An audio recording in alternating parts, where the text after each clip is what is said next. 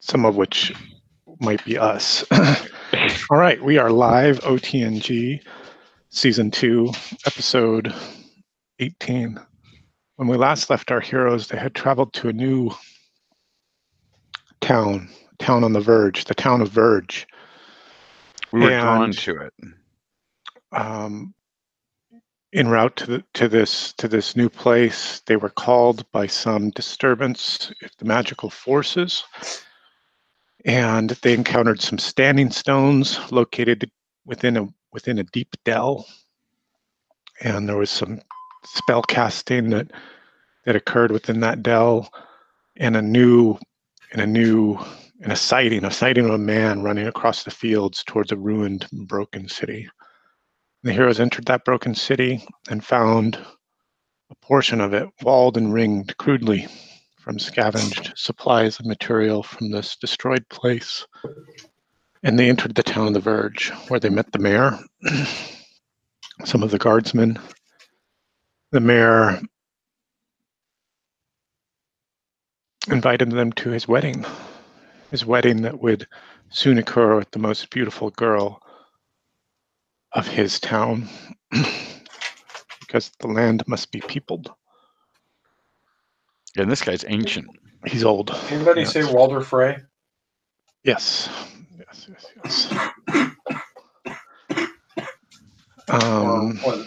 You also you decided to visit the town. Oh, you had made some time and healing the sick and the injured because the town's healer had gone missing. Mm-hmm. When you had departed the infirmary, the hospital, the gathering point for the sick and the wounded, a huge man burst through the gates. A large man burst through the gates, raging about how he couldn't find her. And everyone said, "That's okay, there's a new healer in town. You don't need to worry about that." And he went off in a huff. And I met a new friend. Oh, yeah. Yes, you had visited the tavern, and then when you awoke the next day, you awoke to the sounds of song and prayer. You went out to investigate those sounds of song and prayer and encountered a temple, a new god's temple, a temple of light, a temple that has been allowed to stand within these walls, even though it's an old god's place. And you had a conversation with this priestess,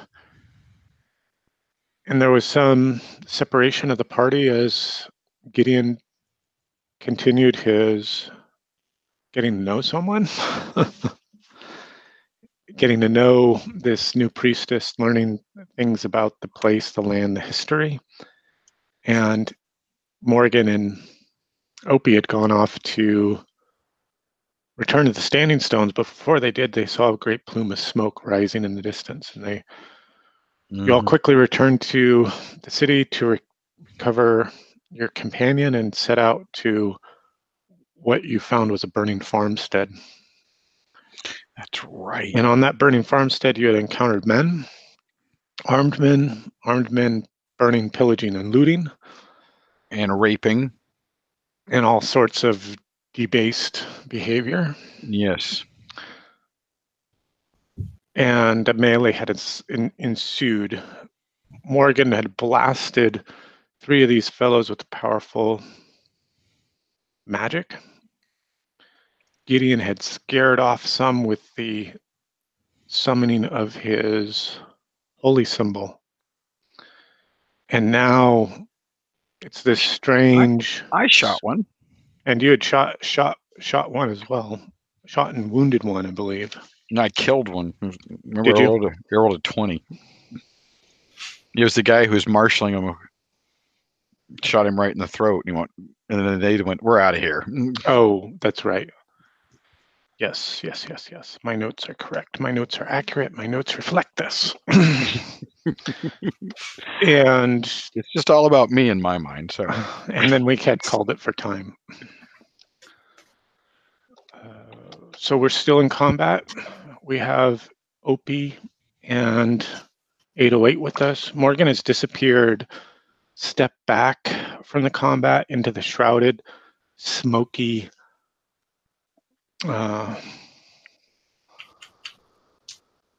environment around this farmstead. Oh, here. The smoke is sort of clinging to the ground like a fog and obscuring visibility here and there. Thank you, Peter. I was just about to ask who would like to present.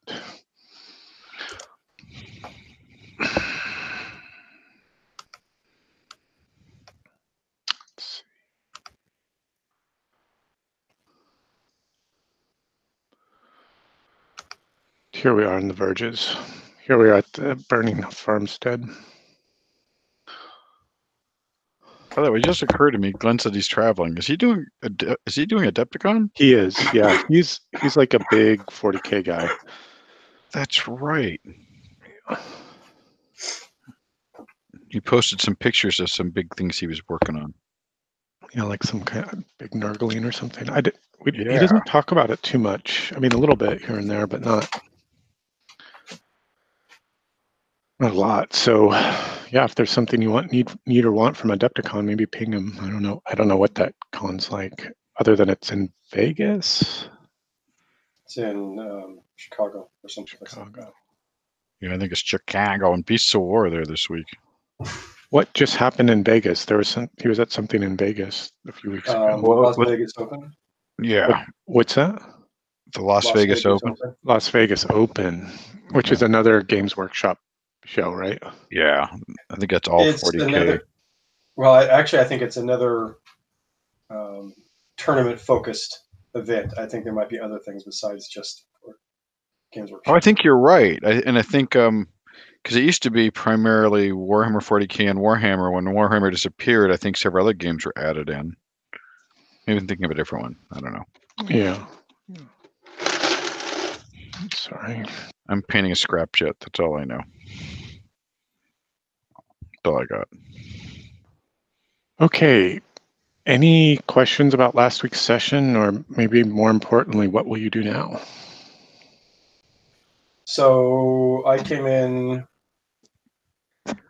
telling the evildoers that they face the tick, and did they run away, or what? They fell back into the smoke. They fell back. The three men that were kind of opposing you, that were in your line of sight, Gideon. They saw your casting, heard the cries of their companions, and fell back into the smoke. Okay. Well, I think that Opie and Ichabod, we need to kind of regroup so we don't walk in separately. Right, and get ambushed. I agree. Exactly. I mean, I won't get surprised, but I could still get killed. Well, if I'm next to you, I'm not going to get surprised either. So that's it. That's my thought. So let's see what we can do to kind of regroup somewhere. Because if I remember correctly, you were off on the left side of the town, coming in from the back. Let me see where I can find us on the map. Yeah, I was the green arrow. I will work my way towards you. Okay. Because you were the. You can certainly hear me. You were the purple, weren't you? Yeah, Gideon was coming out across the fields boldly, and without any attempt to conceal or hide himself. Morgan was moving very, very wide, and with some amount of with the stealth that she could muster. But Opiate was creeping, with all his stealth in between, taking up a position between the two of you. So here are your choices. I'm going to give you a choice. You can press on to the house, the farm, the main building of the farmstead, or you can try to get your bearings and take a moment, survey, a census, pause, an appraisal about what's happening more generally, right? Like a scout. You could scout out the place, I guess we could say. I would like to do that simply because there's just two of us, especially because there's just two of us now. Okay, a choice to scout out the place. All right. Yeah.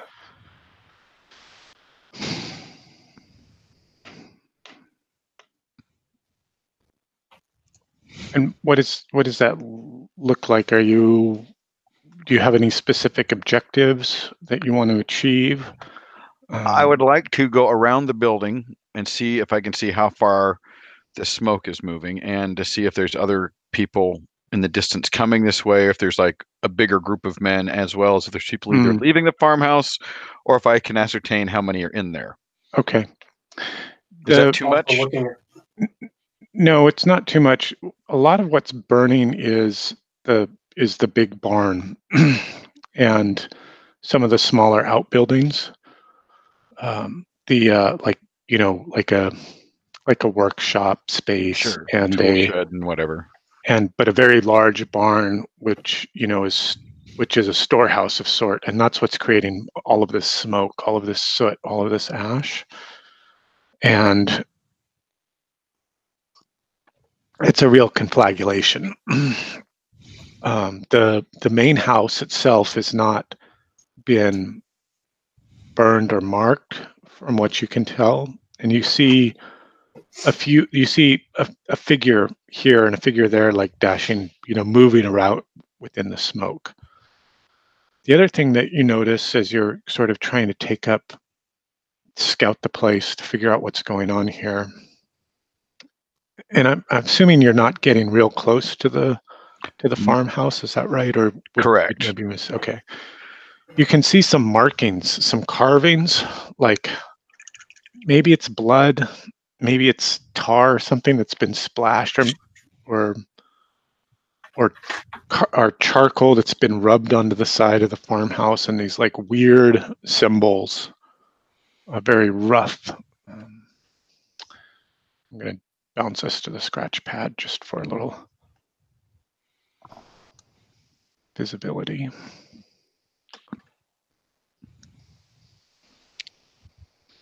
I'm finding Opie very difficult to figure out if he survives what he will go to on his next level.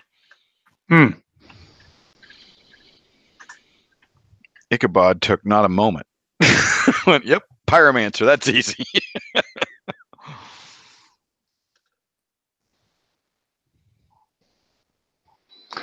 Stuff like this.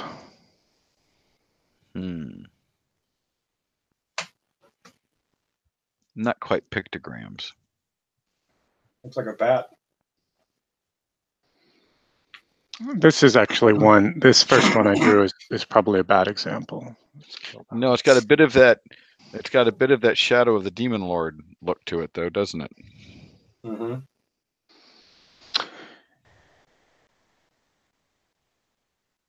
Or a stick figure shrugging his shoulders while he sits down. Or that. I mean, that could be that. There's also some stuff that looks like this. It's been marked on the walls in blood, or it appears to be blood.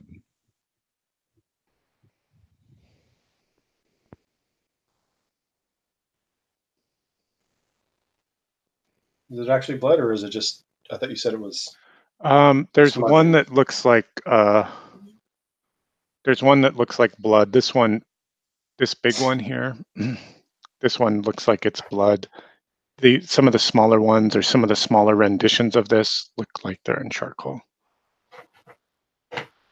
All right, and with the one that has the blood, you can see like a slaughtered cow,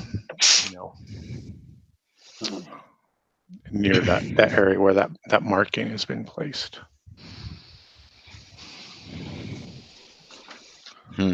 Clearly servants of the Dark Lord. No one else would waste food.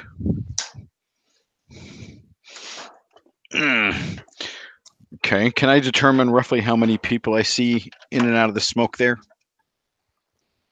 Give me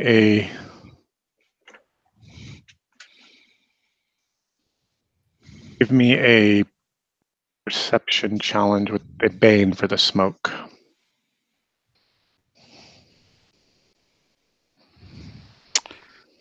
Perception with a bane, you said. Please.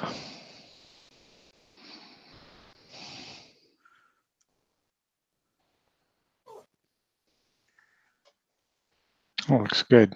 Make it. So you think you've seen at least 4 fellows moving around outside this area, and they're kind of taking up a defensive position. That's your sense that you're getting, Opie, as you kind of scout and reconnoiter this. Maybe, there's a dragging of a wagon kind of thing. Mm-hmm. There's a toppling of a barrel or a stacking of some hay bales. Mm-hmm. You're still at what I would say is probably somewhere between maybe 50 yards out when you met Gideon coming across the fields from his long range. You had gotten as close as medium with 20 yards from the farmhouse before you and Morgan faded away into the smoke, and you went to join your companion in the fields. I report to Gideon what I've seen. Mm-hmm. I didn't notice a specific weak point in their defenses, but there's 2 of us and 4 of them. Oh, is there 2 of us? Yes, there are 2 of you. Okay. More than enough. I didn't know. Meaning it's our 808 and Ichabod just around the corner. I know what you meant. Yeah. That's good. Because the burning farmhouse is very appealing to so Ichabod. there could be 808 and Ichabod around the corner. However, should you choose to bring them to this chapter, they will have to abandon their potential quest to hunt down the queen, and that's kind of one of the reasons why I had, in my own mind, was thinking that they were not present. That's fine. Because we're going after the maggot queen. That's my thing. That's my name for her. The maggot queen. I love it. Do we really want to do that? That thing was really big. Well, my thought is just wherever she is, just burn her. Just burn her to nothing. Well, you can't burn something that's in the swamp. Oh, sure you can. Just a lot of gasoline. Jellied gasoline. Okay. All right. So my concern is she'll come back and mess with the miners more and mess with our people. Right. Yeah. Okay. So they've set up a defensive position, which we probably don't want to try to assault. And I guess, out of all of this, have we seen any non-combatants? You have not, though. You have heard periodic cries from the farmhouse itself, non-combatant cries. Okay. We gotta help. Okay. Let me see what I got here.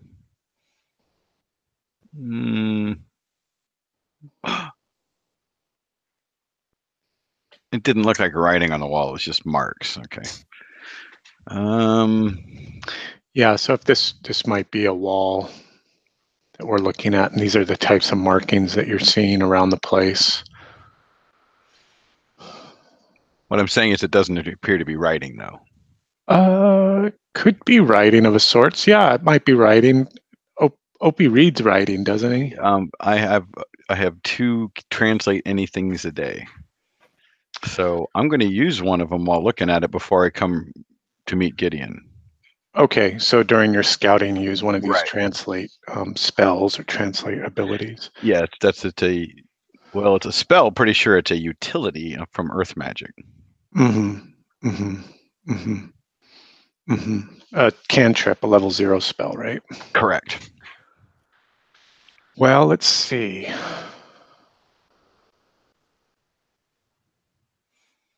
This one, I'm going to type on the map for the translations for you. Okay.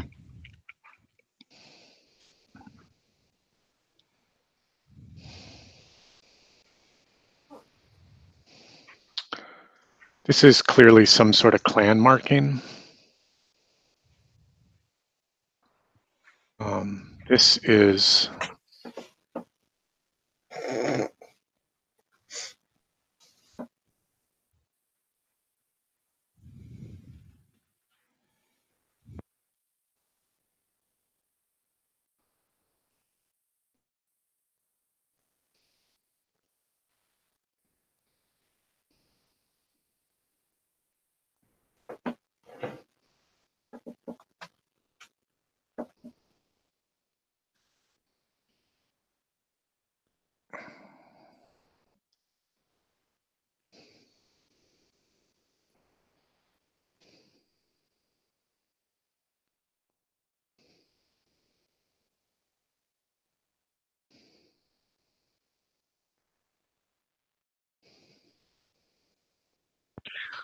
So is Bits a master? I think it sounds like orcs. We could really use Wretch, couldn't we? I know these people. Black, black.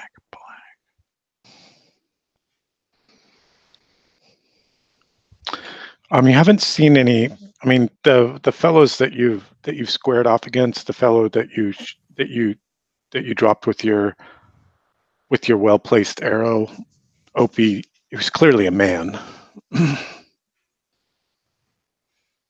And we know of orcs. We just haven't seen a lot of non-humans in a long Yeah, time. orcs. The knowledge that you've not encountered any orcs, unless it fits with your the fiction or the backstory of your character. But orcs are essentially a subservient race to men. They're the muscle, the might, the brute. Much of the army, much of the armed forces are made up of orcs, led by men or with other more kind of better equipped human units, you might say.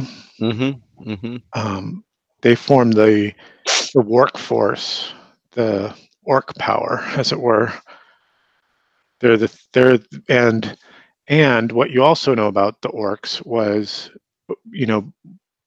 100 years ago, when the 100 Years' War started, the religious wars started, was that there was a revolution, a rebellion, an uprising from the orcs that threw off their chains and became a Independent force. I would say almost like a nation itself, but they don't have any lands, to lay claim to. Maybe out in the wild somewhere.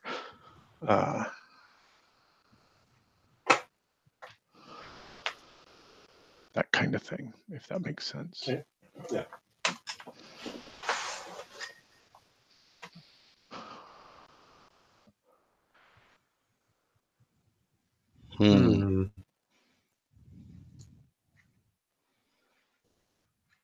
So I report all this to Gideon. Mm-hmm. Well, I'm thinking that we need to. Where was the defensive position being set up? Sure. I'm going to give you another. I'm going to give you another sketch here.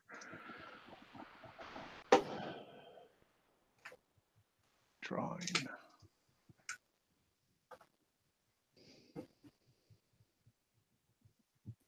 So this is the farmhouse here, and here's the big barn that's on fire. Oops. See, I'm running out of space. This is not at all to scale. Distances are not accurate here. So we'll just have to agree upon those when we start. Yeah, theater to the mind works that way. It's fine. Mm-hmm.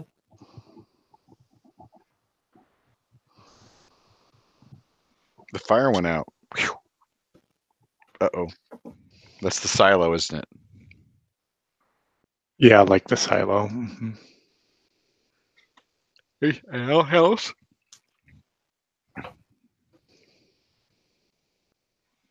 So these are like the little outbuildings that are on fire around. Here's the fields out here, Mm-hmm. where you guys are. And some sort of defensive thing was being formed here. In the fields? No, between the two small buildings. I'm sorry, I saw the X. That's Okay. your current location. I'm going to change some colors and things like that. Okay.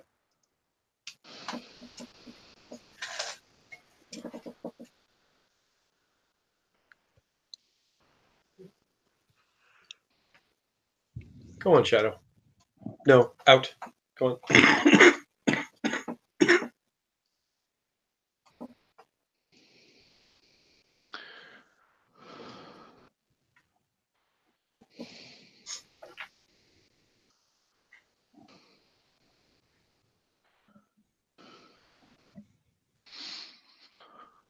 So the orange dots here are where you could see, the movement, moving things, stacking things, doing things.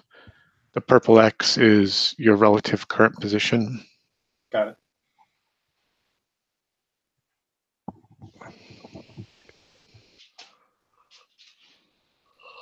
Huh. So I'm thinking we probably should head north through the smoke, wide north, to be able to try to get around behind, or at least to the side of them. You want to do something like this, or you want to do something like this? Yeah. Yeah. The second one. Yeah. Try to work our way up between those two flames and come around the left. Over here. Yeah. Okay. At this I point, will have my bow ready for the record. Sure. I see that in my mind. At this point, that there's just a frenzy of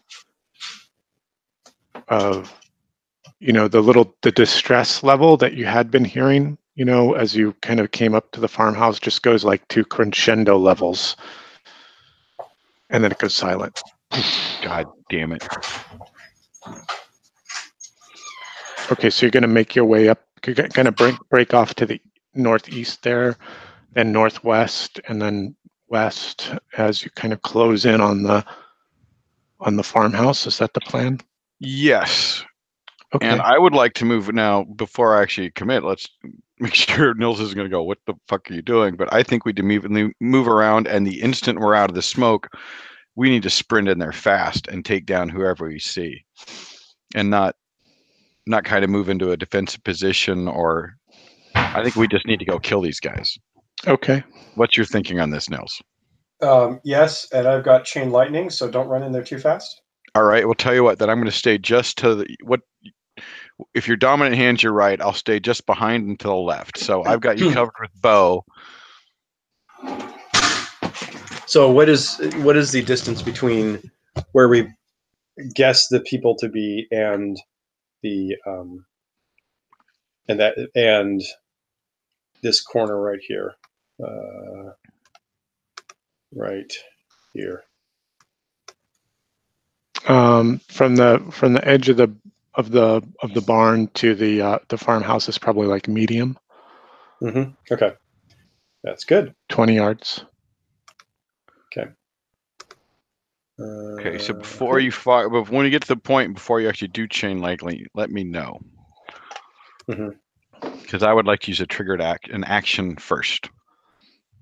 Okay, it's going to take you guys a couple of rounds, at least 2 rounds to get up there. Maybe even more if you're like trying to break away stealthily and then come in quickly. So 2 rounds if you just want to move fast now. You can try to do it. You can try to use stealth to do that. Or 4 rounds if you want to move very stealthily until you know you're out of line of sight, and then 2 rounds to move very fast to take up your position. I like the first option. Moving fast, because since we know people are in danger. Moving fast and using as much stealth as you can. Yeah. Okay. And just so you know, Aaron, my plan is to use my reveal weakness to, which is this. You can use an action or triggered action or turn to choose one target creature within your reach. For 1 round, each member of your group that attacks a target makes an attack with 1 boon. As soon as I can use that to aid Nils, I will do so. Okay, that's great. That's something you can use in melee. Okay, it's not like it's within range of my bow. It's not a missile or spell casting kind of thing. Very good. One person with one target within your reach, within your physical grasp, right? That's right. The target's within my reach, not the ally. Very good. Right. Very good. Still. Okay, I'm still behind you with the bow drawn. Okay. Okay, so... And we can't be surprised. I just like to make that point because it makes me feel good. I think it's a great point to make. Because I figure if I sense something as I'm coming through, I can say, Gideon, 2 to the left, 1 on the right. Right. Good point. Good call out. Okay.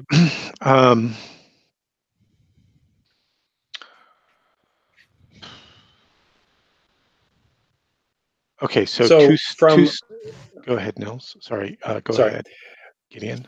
So from the point that I did my big scary thing to now, has it been a minute? Probably. Yes, because there's been some reading going on. There's been some scouting going on. Yes, it's been at least a minute. But though you're still kind of in this weird kind of quasi that's fine. Melee state, though we're not throwing tokens to the tracker yet. That always gets a little scary. So I'd like each of you to make 2 agility challenges. This is for your stealth with 2 banes to try to keep your presence, your position hidden, secret, unknown. And you can also argue for some bane, so agility challenge 2 banes, and you can also argue for some boons to offset that. I don't know what those would be for your characters. I'm going to argue for propose. I should maybe say. Yeah, I should say propose. Just based on my character's role and skills of forward observer, things like rogue cunning. I mean, what I do is this. I mean, I'm an ambush fighter and scout, which is why I think I'm leaning less towards infiltrator and more towards sharpshooter at the next level. Oh, interesting. Okay. Well, I'll give you one boon for that. So now it's with 1 bane. With 1 bane. And Nils, if you could make 2 of those checks, if you haven't already, that would be good. Well, I've already failed with a -1 on the first one. You failed the first one, but I'd still like to see 2. Okay. Oh, I failed the first one as well. Second one. Okay, so you guys know, you see, the smoke's starting to clear. You see this defensive thing being set up, and you know that, I mean, you can see the guys and they see you too. And as you sort of break back and fall back and sort of break the line of sight as you go off around the east side of the burning barn, which is now beginning to just, smoke and smolder, and, the flames are not as crashing and as bright. Opie, you sort of lead the way out of that, from that position behind the barn, and as you break west, and you do it with stealth and alacrity, and you even get up to around where this, your proposed mark is, and you have a good hiding spot. Nobody could see you. But Gideon, what gives you away as you come around to your proposed position? How do they spy you out, and that they see you just as well, as clearly as you see them? And there are 4 men, here at this sort of defensive redoubt. They have crossbows, and they're sort of watching this area over here, like waiting, and then they see you. What was it that allowed them to spy you? Well, because things were moving on, I was recasting my holy symbol spell, and that the light or whatever and noise from that kind of. Oh, it's a bluish white holy light coming out of your hands as you create this thing in the air. I can just see it. That's noisy. Okay, cool. An established principle that this thing is noisy and bright. Okay, we're now we're in a melee round. You have foes before you at medium distance, 20 yards away. Opie, you're hidden. Gideon, you are not. Right. Will you go fast or slow? I will go fast. I'm going fast. They are going fast as well as they, bring their crossbows to bear. Go ahead, take your actions. Is there one who appears to be giving orders? Make a perception challenge with the Bane.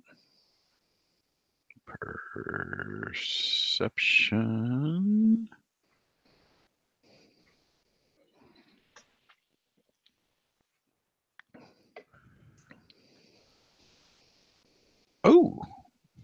I make it.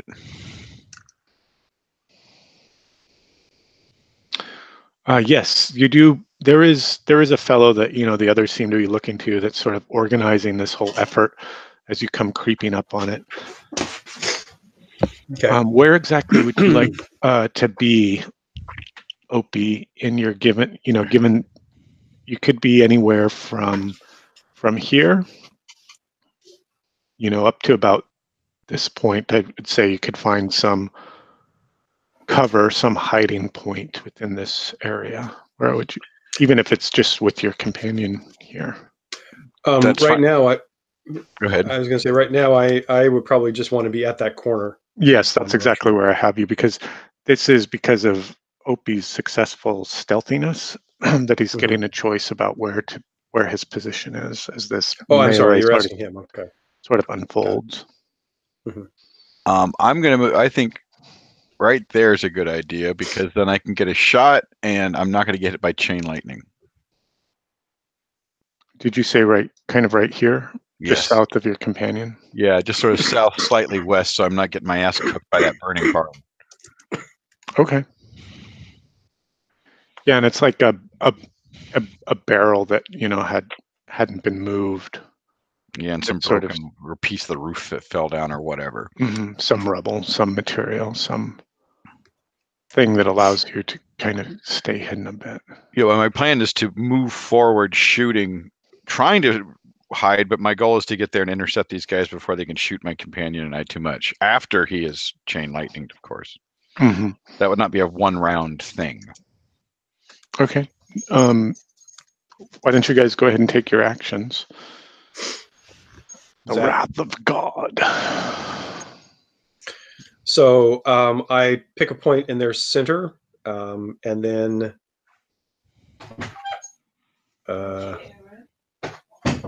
for a D6 yards. So each of these men is a roughly a yard away from their fellow. Maybe 2 yards. Pretty far. Yeah, they're pretty tight. They're within a yard of one another. Okay. So I'm trying to understand the roll, because it's supposed to be. Oh, I see. Right. Okay. So through 3d6 plus 2 for some reason. What do you have going on in character sheet? I think it's because. Right. Okay. So I've got a special ability that adds into that. So if you notice, I have the empowered symbol trait, which gives me a D6 plus 1.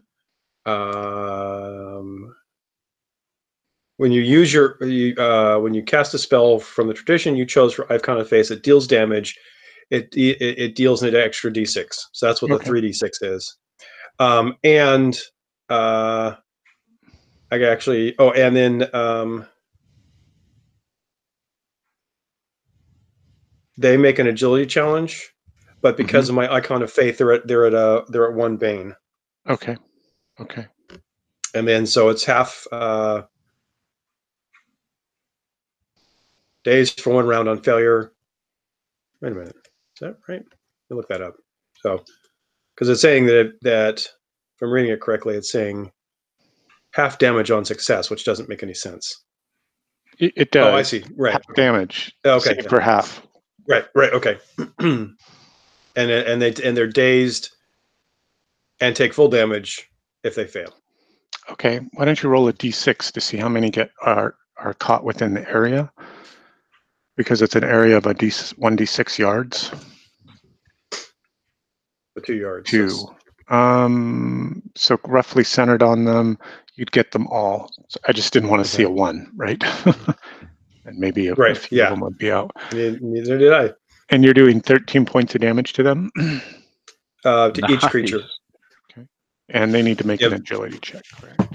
Right, with the bane. And that's because it's coming from your empowered symbol. I didn't see that. I just saw the d6 extra damage. Right. I also have Icon of Faith. Anytime I let me throw that one out. A boon for Theurgy takes a bane to resist the spell. Got you.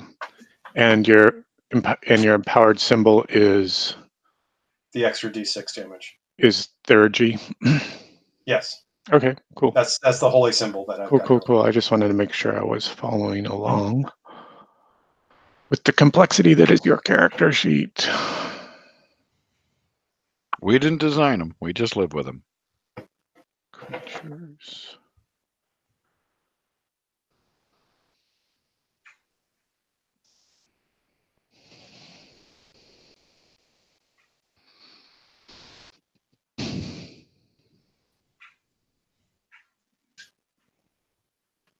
Checking my notes. Gonna find out who's naughty or nice. Mm-hmm.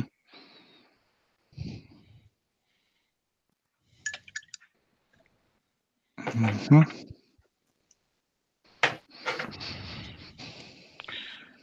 I'm thinking I need one of these big guns like this thing has on it on my car. It would certainly help during rush hour.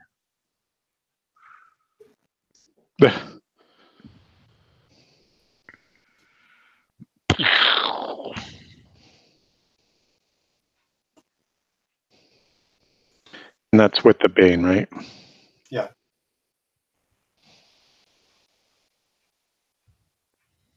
See if this is gonna work.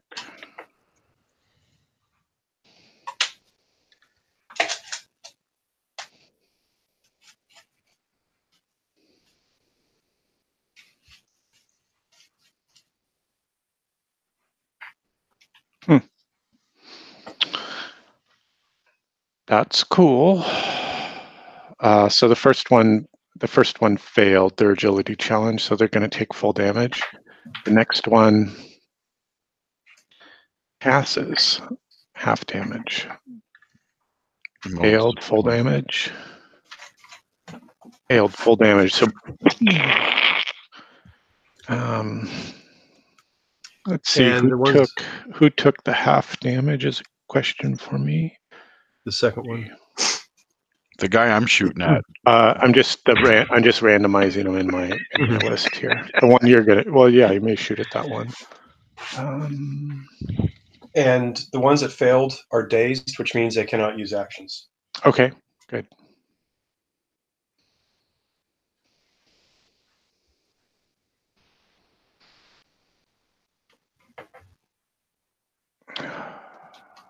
Let's see, how much health do these guys have?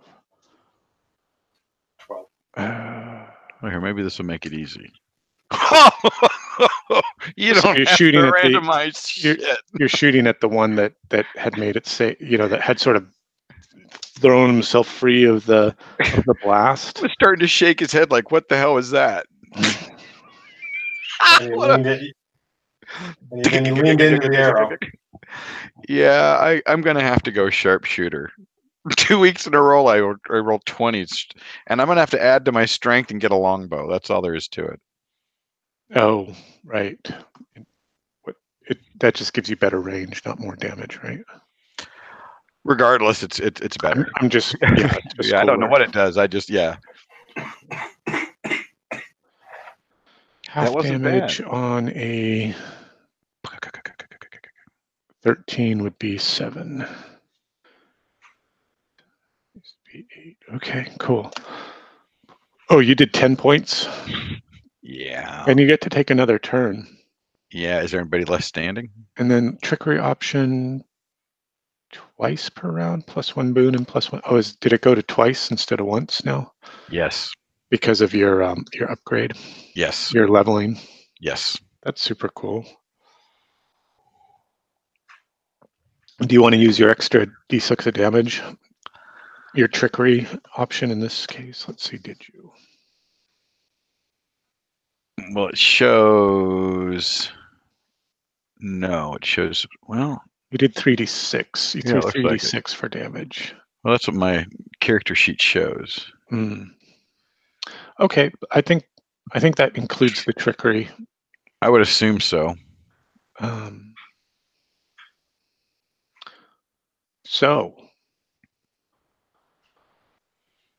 with my second action, I'm going to move forward. Yeah, I was going to ask you, what do you want to do with your second action?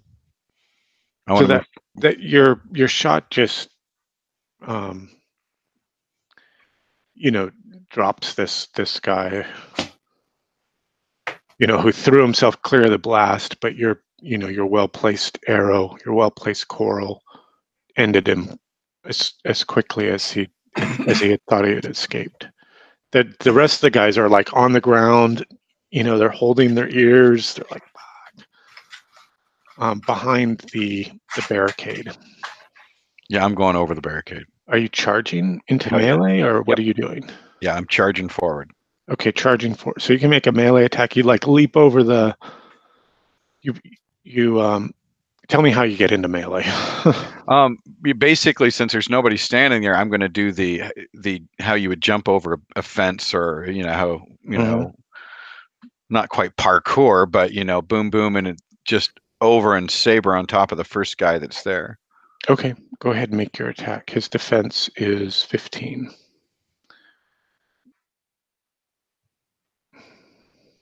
Ooh, killing blow. Right through the neck. Doesn't decapitate him, just clean cut right through the neck. Spinning around, looking to the next guy as he just down, blood spurting. I don't even look. Sure, I know he's dead when I hit. These two guys are just like,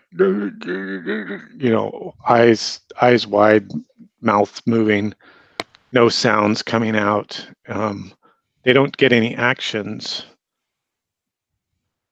But you do see from the farmhouse 2 other figures like kick open the door and start running.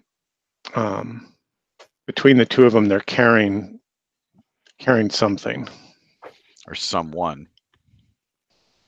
Like kind of like almost like, it's hard to say, like one's in front of the other and they're like carrying, or they're beside each other carrying something between them. Yeah. Something bulky, something big, something heavy. I don't know if Gideon can see it from his angle, so I'm going to yell out, "There's 2 more! They're carrying something out of the farmhouse!" Yeah, Gideon, you can see that, and it's now a new round. What will you do? They've gone to long range, these fellows that are running. There's still 2 on the ground. They've kind of got their hands up. They're like, no. Let me see here. So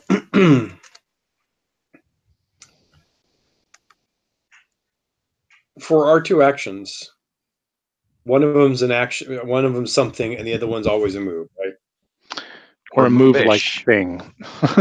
Right. Okay. So I guess what I mean is, if I use an action to cast a spell, like my God Hammer spell, I can't. Well, actually, wait a minute. Let me read this again. It's a triggered action to move it. So it is. So then I can immediately use it to attack. But you could also just use it like I did to use that move to charge into combat. Right. So I'm going to. So the problem is that right now the spell is a medium range. So I will use one action to move after them. And if that brings me within medium, does that bring me within medium? You could chase them. You'd have to use both your actions as movement to get to be within medium. Okay, I will do. So I will then. Are we doing initiative? Sorry, I'll go slow. Yeah. If that's what we're doing. Okay. I'm going slow then. Oh, and they're going fast, so they're going to break the distance a little further. Opie, are you going fast or slow? Because these guys aren't going to stay stunned. I need to ace them now. So I think I can still only get 1 attack. So I guess I'm going to go fast. These guys are screwed up, and at least one of them's trying to surrender. He's got his hands up in front of him. He's not holding any weapons. The other guy's like just on the ground, like just trying to pick himself up. Are you going fast or slow, Opie? I'm going to go slow to keep up with Gideon then, because these guys don't seem like they're the threat. Okay. And I don't want to kill unarmed men that are trying to surrender. Sorry. You're that guy? Okay. I'm that guy. So they go fast.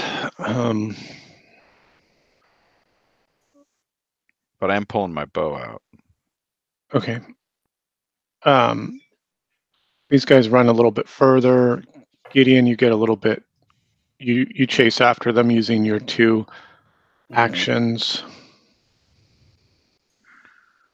Oh man, last time we chased somebody, we ended up stuck in the dragon spire. You're right on the verge of being within medium of them. Next turn, if you go slow, and even if they ran, you know that you could catch them within medium by going. If you were to go slow, I think I said that. Opie, you're here. This one guy is just groveling before you, and the other guy's like getting up onto his feet. That's what he does. This action, and like backing away from you. He's not he didn't run, but he's like out of melee range from you. You know, like backed up away from you. Damn it! I'm going with my friend. What I need to do. All right. I'm going with my friend, so I'm using my 2 actions to sprint. Oh, you just take one look at these 2 losers and just sprint up to where Gideon is. Okay. Yeah, and I think with both those actions being running, I can't get a shot off. But as soon as I can, I would like to. So you're definitely. Let me know when that's a possibility. Yeah. What's your range look like on your weapon? I believe it's near infinite. No, let's see. Bow. Where is it? Information. It's not. It's fine. They're within bow. They would be within bow shot. They're within medium. That's fine. Okay. So when I can take a shot, you tell me. I will. All right. It's a new round. Will you go fast or will you go slow? You'll need to go slow to be able to close the range to medium. You could fire now at long, OP, but it would be -1 Bane for the long range. I'd rather move slow, move closer, and take the shot without the Bane. Okay. Because that just offsets my boon. And I really want my boon.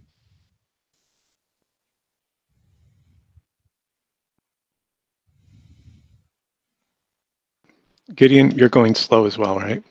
Yes. Okay, so these guys go fast. They try running, but you then close the distance and now have your actions to attack. These 2 fellows that are fleeing. What actions will you take? I'm casting my God Hammer and smiting them mightily. And I'm shooting them with a sharp, pointy object. Okay, cool. Same target, different targets? As I cast, I shout, right! I'm shooting the one in back. I'm shooting left. I shout right.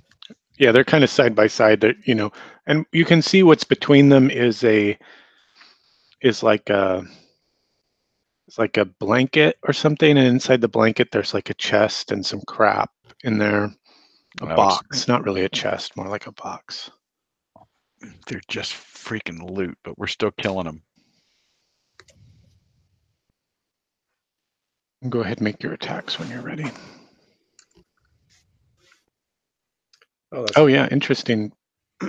Peter, I see on your character sheet you wrote Saber first 2 attacks. So that's using your trickery option.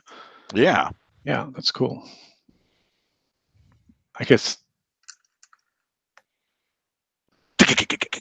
The one on the left got hit for 7 points. He let's see if he drops his part of the treasure. He does not. Like it hits him in the shoulder, but he's still moving and running with this, carrying this blanket, this thing between him and the other fellow. 7 points. Let's see this guy.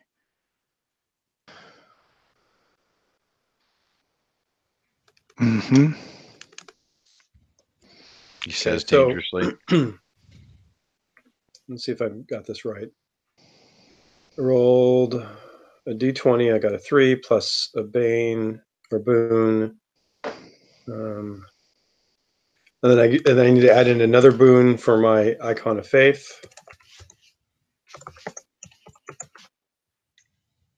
Oh shoot! I got a 9. So it's a It's a will attack against the person I'm attacking. Yeah, with the boon against their defense, and that's a miss. Okay, so I miss on the first shot, and that's my 2 actions. And the hammer is like kind of like soaring after them. Right. All right. Thor's hammer. New round. They're just running. I'm going to go fast if they're in my range. I'm just taking a shot immediately before they can move further. In 2 rounds, you know that they'll be they'll be at the edge of the woods, and they'll be kind of out of line of sight. But you can continue to do the move slow and keep them within range, and I will do that because Gideon's clearly going to have to do that, so I will continue to stick by him. So move and shoot. Okay.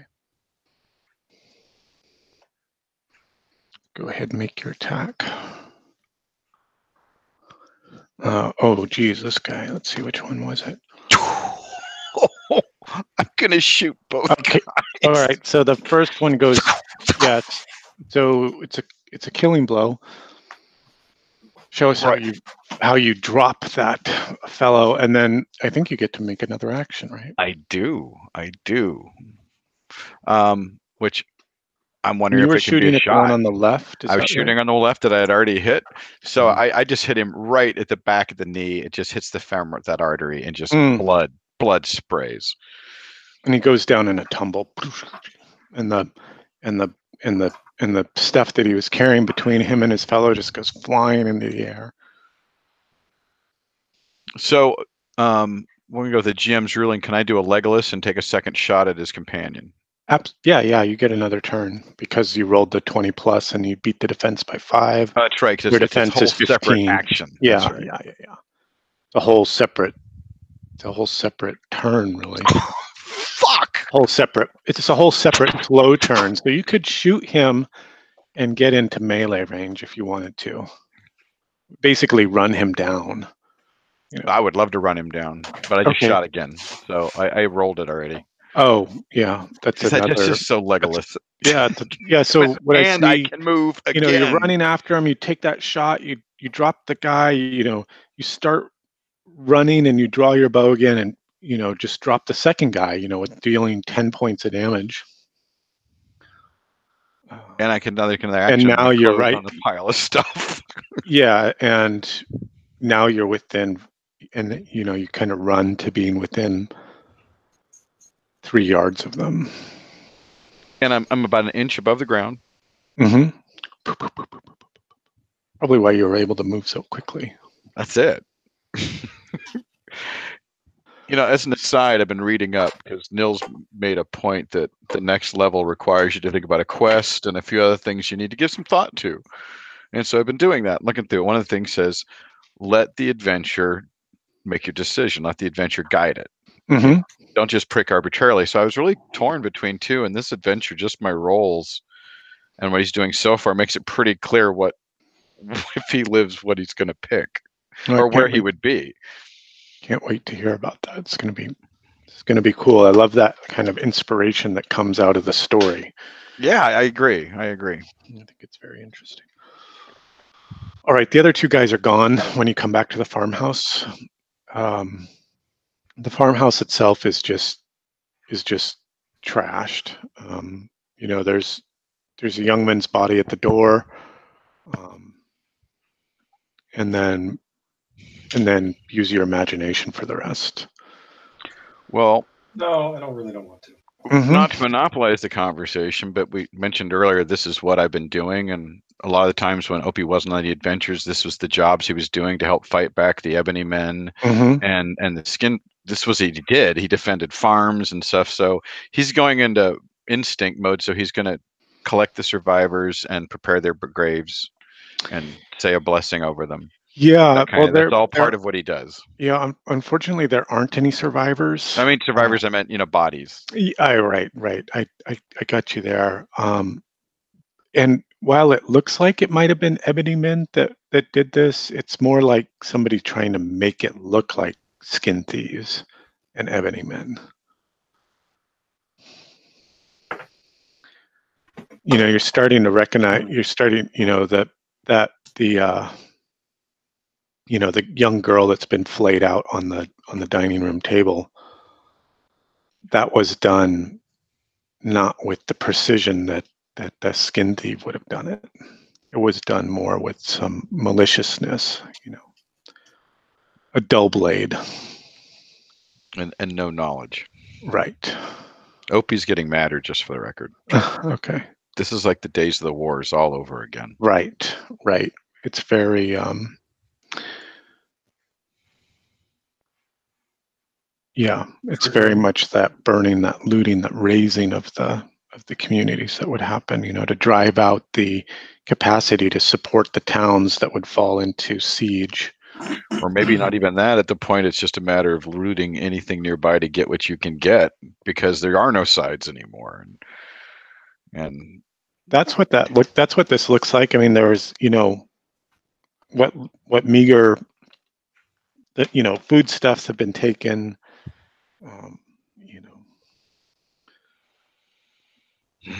You know, there's like a meager collection of coins and, you know, the nice candlesticks or whatever in the loot that the guys are running off with.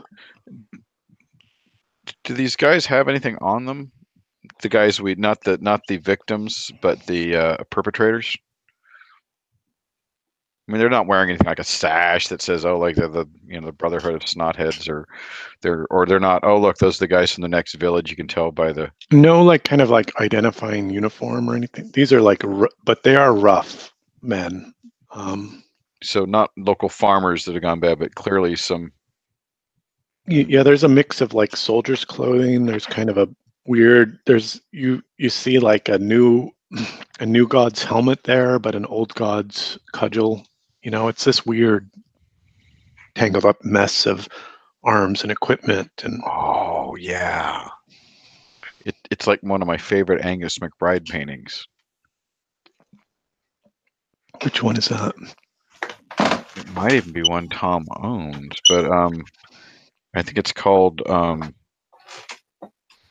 is it called The Crows or something like that? And it's, you know, basically the survivors of just what had been an army, but there's nothing left. There's just this bedraggled group of people, you know, and there's some soldiers and there's kids and there's just camp followers, but there's no army, there's no nothing. It's just this mass of people moving about. Yep, that's a lot of what this looks like. Storm crows, something like that. All right, anyway. You know, one of the guys that had been killed at the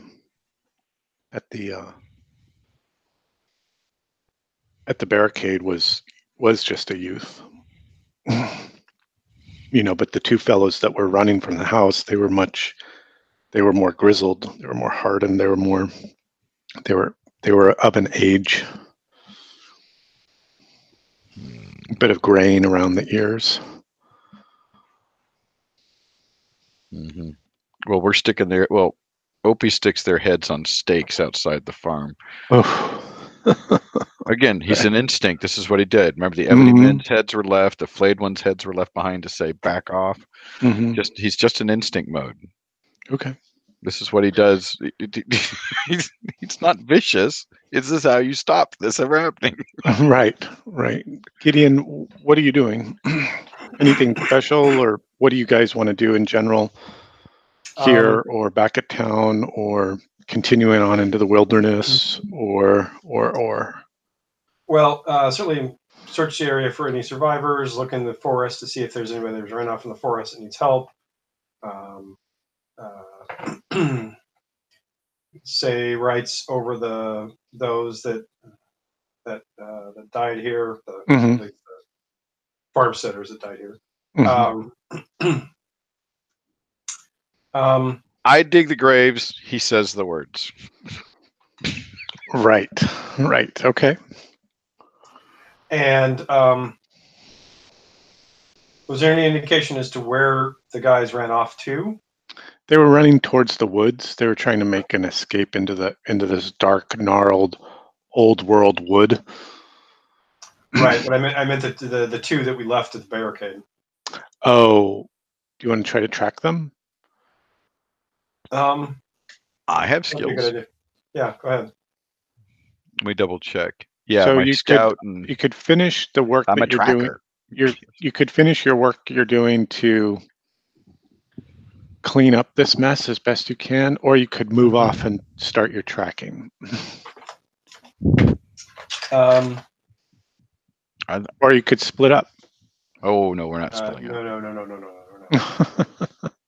Well, I've already said that, you Well, know, I mean, I was do that, burying maybe bodies and all that. I So mean, well, Yeah. I would say that this is as you're starting that work, you know, you're having this conversation and you're like, well, what about those other two guys? You know, can you track them down, Opie? That kind of thing. And now well, this is that yeah, conversation that you're having about, well, do we stop what we're doing now and go after those guys and try to, you know, to try to track them, or do we finish what we started here? I think it's a good conversation. I think the people of Verge will be out here soon enough to bury these bodies if someone's going to have to. I think we should track these guys down because they're going to go back to where their fellows are. Probably.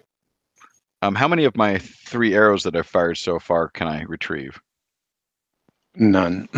Okay. Just checking since I keep track.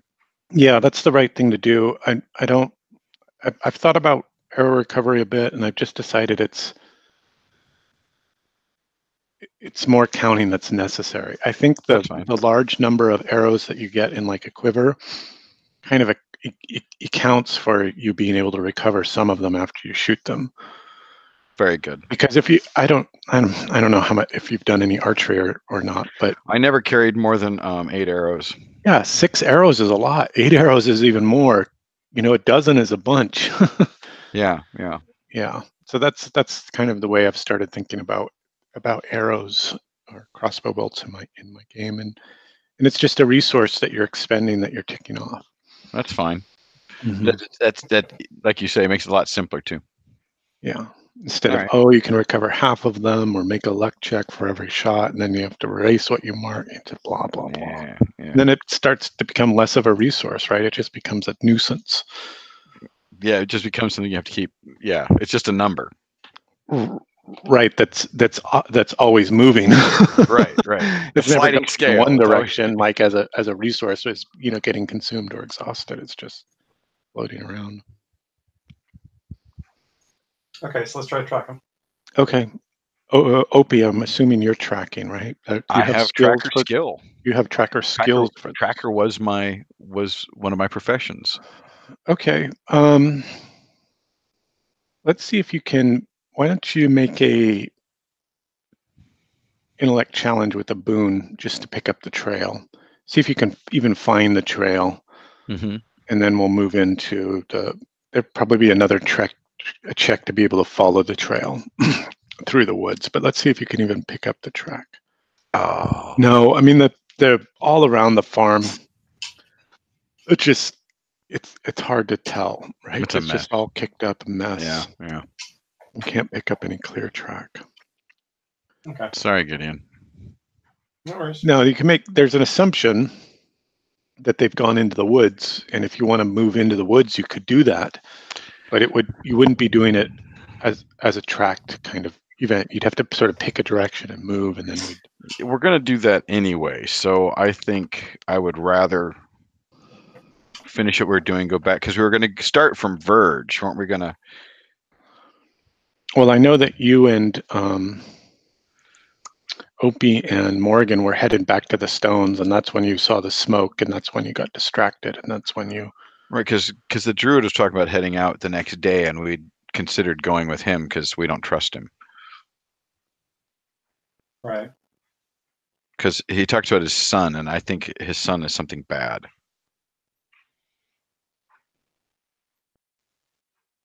So my thinking, Nils, and please correct me, is we go ahead and, since I can't find the track, is we finish what we were doing as far as taking care of bodies, and I'll head back to Verge, meet up with the druid, and head into the woods with him, with a plan to try and find other things or people in the woods. Sounds like a plan. Okay. Okay. And also warn the local people what's going on, that it wasn't ebony men and it wasn't skin thieves, that it was their neighbors, or there's local mercenaries, so they're going to need to be on heightened guard. Mm-hmm, mm-hmm. Okay.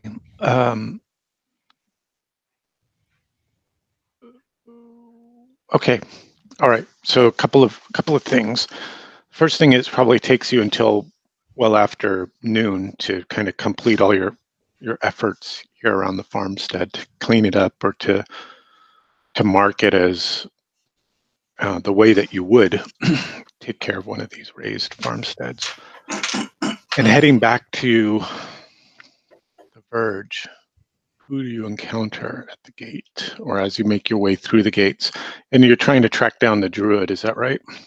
Yeah, we'd talked about joining him when he went back in the woods. Because he had said, he had come to the Verge looking for his son, who had long been absent, and he was trying to see if he had found, if anyone had seen hide nor hair of him. And Gideon's friend indicated that she thought that the mayor's bride-to-be was getting involved with him. Yes, right. That's right. Because she had told her to leave that, that hellspawn alone, basically. And, lots of chastising and lamentations. Lamentations. Lamentations. So let's see, what do we got here? I got rockets. I can't decide what color to paint. Red, obviously. What's a good color since I'm painting this thing black? And I'll have to figure out somewhere to put checkers on it.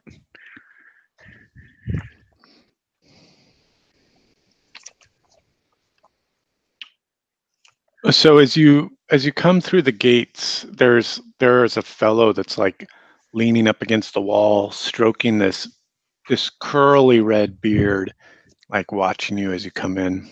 Is this the guy who came in with the big axe earlier? No, he's not. Okay. This is a different fellow. And he's just watching you. And he kind of carries himself. He's armed like a soldier. He doesn't wear any uniforms. He doesn't wear any markings, no tabards, no nothing. Could be a deserter. And he's just kind of watching you intently. Are you going to head into town itself and seek out the druid? Is that the plan? Yeah. Okay. Yeah, and let whoever's, like the sheriff. There was a sheriff, wasn't there? There's a constable. Constable, it was it. Yeah, Dolores. Let her know we dealt with you. Yeah, you had met the constable, and she seemed pretty honorable. Yeah, you want to seek her out too, and let her know. Okay, yeah. So finding the constable and explaining what had happened out in the farmstead. There's like there's some frustration, and I thought these times were over. Now we'll have to bring the families. We'll have to shelter behind the walls and go out during the days to work the crops, and with guards, and it's the productivity. We thought we were beyond this, and now it's starting all over again. And you say that these were bandits, these were brigands, not the ebony men? No, there were no ebony men. And the damage they did to the poor girl inside was clearly done by clumsy humans, not the ebony men. I shudder to admit that their skill was beyond anything I've seen before. Oh, the skin thieves. Skin thieves were like evil surgeons. Okay. Okay, so that's the rough of the encounter that you have with the constable Dolores, and seeking out the the druid. Why don't you make one of you make an intelligence challenge flat, just to see if you can locate him in this small community. Where did I put my character sheet? Well, I probably shouldn't unless... You don't have a high intelligence? No, I've got a -1. Oh, I'm at a +2. Intellect, not intelligence. Yeah. Intellect. Tell you what. I'll tell you another thing. Hey, all right. Okay. You do find Xavian, the druid. He's at the tavern, and he's talking to people, and in fact the Sister Mattel is there, and they're having this kind of like an argument. It's not really loud, but it's like a disagreement.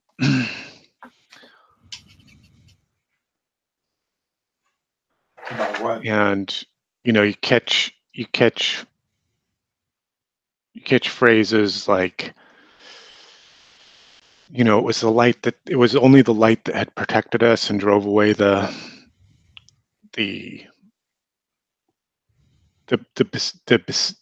siege, and where were your old gods, cowering in the forest when those times came. You're lucky that we didn't burn. We should burn that whole forest to the ground this summer.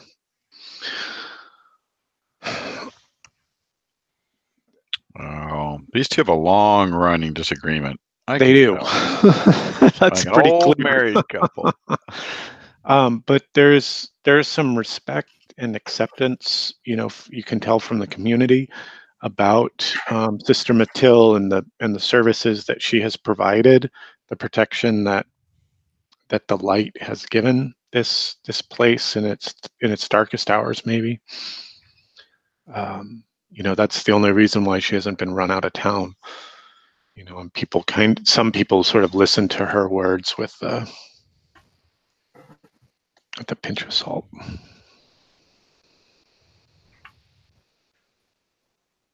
So you wanted to speak to the druid. What's your goal? What's your objective? What are you driving towards? You want to go out into the woods with him and do something. Is that right?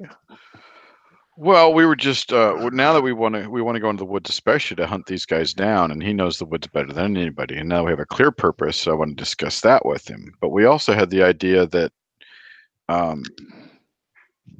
there was something going on. There's seriously something going on with his son, and we probably wanted to find his son, and it seemed most likely to be able to do so if we were with him, or at least following him or whatever.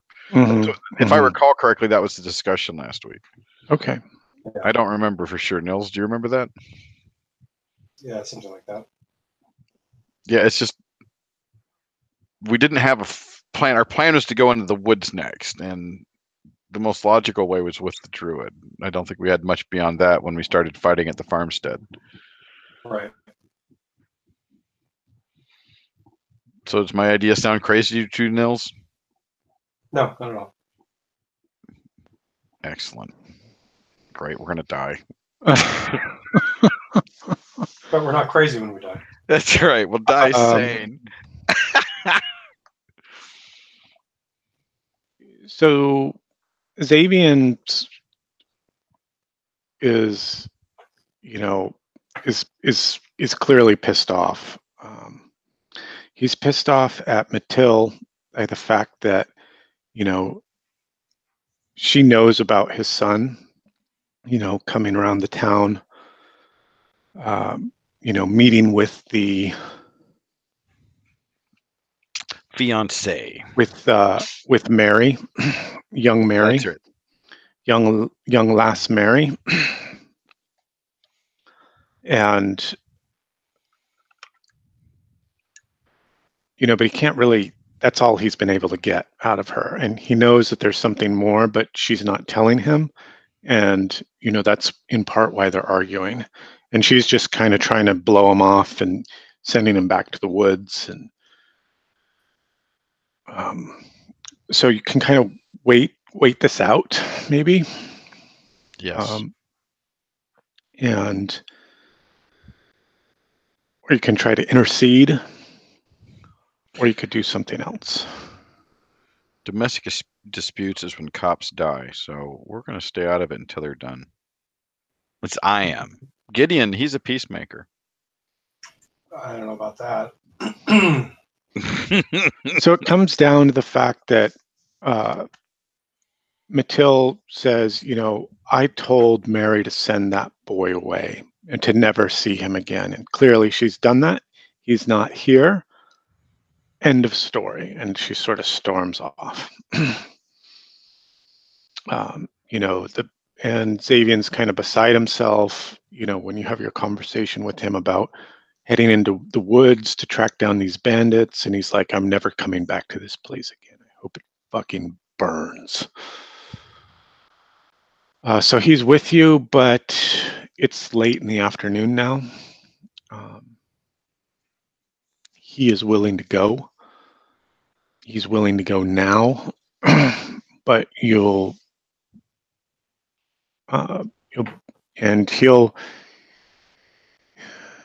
take you into the woods. He knows the ways. And he would know well, where they're likely to be people hiding anyway. Or the places people are likely to hide. How's that? He does know those places. He hasn't been to this side of the forest in many fortnights, and maybe even many months, because he doesn't come towards the verge. He says there are 3 landmarks near this place, near this pestilence-packed pile of bricks. There's a troll's teeth,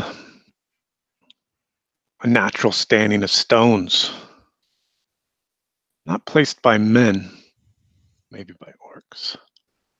There's the black thorn, a foul twisted oak, and then deep in the forest there's a cave. A cave that, like a rent in the earth. He says, I'll lead you to one of these 3 places, and then I'll take my leave from you. As I go and search for my son, myself. I guess we can't ask fairer than that. Other than getting us back. I'll put them into the chat just so you have them as those landmarks. If you want to ask him more about these, you can. You know, and as you're having this conversation, it just starts to fucking pour rain. Like this huge cloud burst just rolls in, and it's like any hope for a trail is gone now.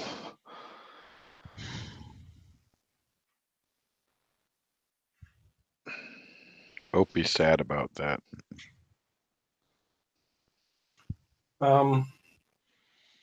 So the troll's teeth and the blackthorn, what kind of both of those seem like they sound like they're pretty open, and so wouldn't provide much shelter for a large group of brigands. Is that the case? Aye, that's true. That's true. Your words are wise, Gideon. So I guess then the cave would probably be the best place to try. Oh man, I thought I got off when I happened to go in the mines. I'm going to have to go in a cave.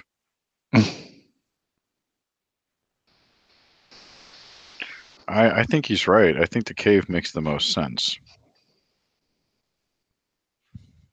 But I do want to know why the troll's teeth are called that. Are they just big rocks stuck in the ground? They are big rocks stuck in the ground, arranged in a strange pattern, like the underbite of a big troll. Of course, of course. That's not disconcerting at all. Right. Yeah. I think I need to step away to do some parenting for a moment. All right, that's fine. Put things on mute so you don't get yelled at. We don't hear the beatings. Don't yell at us. Whack, whack, whack. Oh, we're going in a cave. I better make sure I've got some torches on Opie.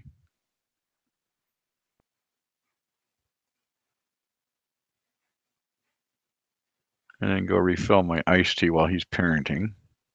Okay. I'm just reading notes. That's good, and I'll use the bathroom. Yes, I have 3 torches, a coil of 20 feet of rope, grapnel.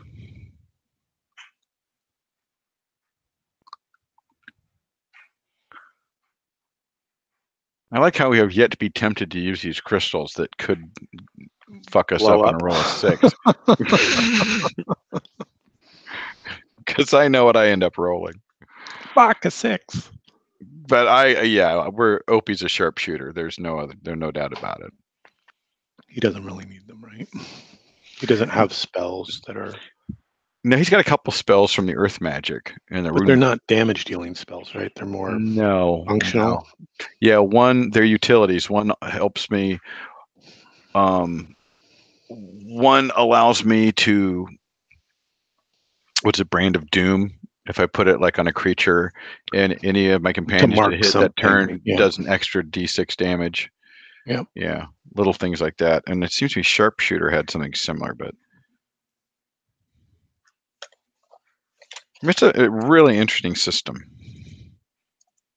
I like the way you're not just, okay, you got more hit points at this level. Yeah, I think the way I've heard it described is kind of like Warhammer FRP. Yeah, with the different career tracks and stuff. It's just sort of but it's a little more complex than that, and I think it works. Whereas FRP broke after a certain point. Well, and moving very fast too, right? I mean, and they do have how fast it moves, which I just now noticed something I hadn't even thought about, which is interesting. What's that? Well, level 7 sharpshooter, which is one of the 2 things I'd narrowed in on. Mm-hmm. I can increase everything at level 7 increases 3 attributes by 1. +1 to my perception, +4 to my health. You can speak another language or add a profession. So I'm not going to think about profession. Oh, right. Yeah, those are those starting professions, which is a way to gain more skills, arguably gain more skills. Yes, and really adds to the complexity and narrative of the character. But the big skill is deadly aim. You can use an action to aim at a creature you can see within medium range. Make a perception attack roll against the target's agility. On a success, you spot an opening. For 1 round, when you attack the target with a ranged weapon, you make the attack roll with 3 boons, and your attack deals 3d6 extra damage. Holy smokes. Isn't that beautiful? Wow, that's super cool. Yeah. But I had considered Infiltrator, I think is the... Was that it? Was that the name of the Hydromancer? I just like the name. Yeah, Infiltrator was something else because it's kind of what he's been doing, but he's really more scouty and all. But it was we can add a criminal profession. I was like, well, oh yeah, faceless. That was what's interesting. That you can attempt to hide anywhere. You can be observed, and you do not have to be heavily obscured or 3/4 covered. You remain hidden from using this talent until you use an action or a triggered action, after which you must wait at least 1 minute before you can use the talent again. While you are hidden, people you talk to cannot remember details about you 1 minute after the conversation ends, and totally forget having spoken. You're looking for. Men in Black, So I was thinking, just because it seemed like, kind of sneaky, kind of move in the shadows. But I think sharpshooter is far more what Opie is becoming. Yeah. Mm-hmm. Cool. Are you all parented, Nils? Probably not, but I've done what I can. You've done what I can. That's all. That's about how parenting is. I'll do what I can. Damn it. Well, that is a lot of it. Because they're people. They're little human beings making their own decisions. Damn it. Yeah. Bad ones. A lot of the times, and especially the age you got her at, which I'm sure Aaron will attest to that. He's raised 2 of them through that age. That's not for girls especially. The teens are pretty lousy. All right. So it's pouring rain. You all take shelter in the in the inn. Waiting out that storm. It sort of breaks around supper time. In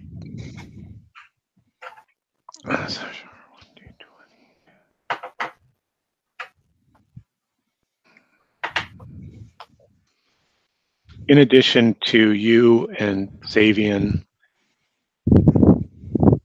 within the inn are also 7 and 10, 7, 9, 10.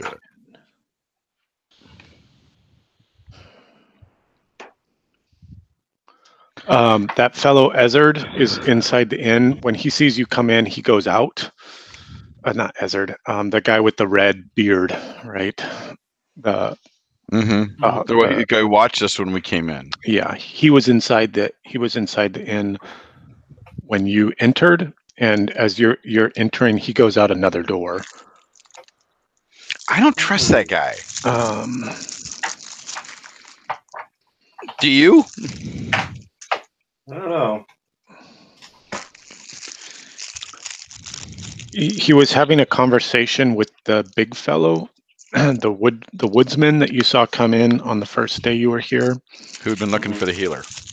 He was having a conversation with, who had been looking for the healer. He was having a conversation with that big fellow, and they both looked at you come in, and the fellow with the red beard goes out. And then there is also this very, very pretty, not attractive, but pretty young woman in the inn as well, and she's drinking heavily. Must be Mary. Is there anything you want to do while you wait out the storm? It breaks around supper time, so you have that kind of time to play with, that kind of late afternoon till supper. And then you could head for the woods or do as you will. But Xavian is heading for the woods. He's made it clear that,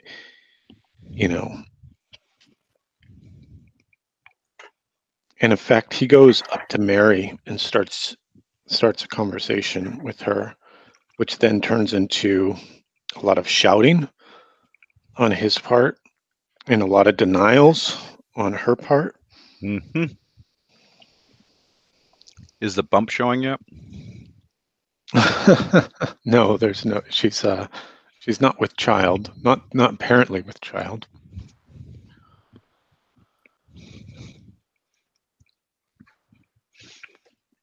I would like to talk to Mr. Axeman if possible.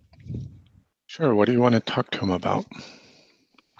Just discuss what I'd seen today in sort of a friendly way. Like, I know you're clearly a woodsman, but you might keep half an eye open because we ran into some brigands, look like mercenaries or deserters from an army. They ran into the woods. I think they may be using a base out there. They plundered that farm. And I know you'd want your people to be safe. I just thought you'd want to know about that. Farmers. He spits, into the rushes on the floor. What good are they anyway? Maybe for some labor, bend their backs, carry my wood,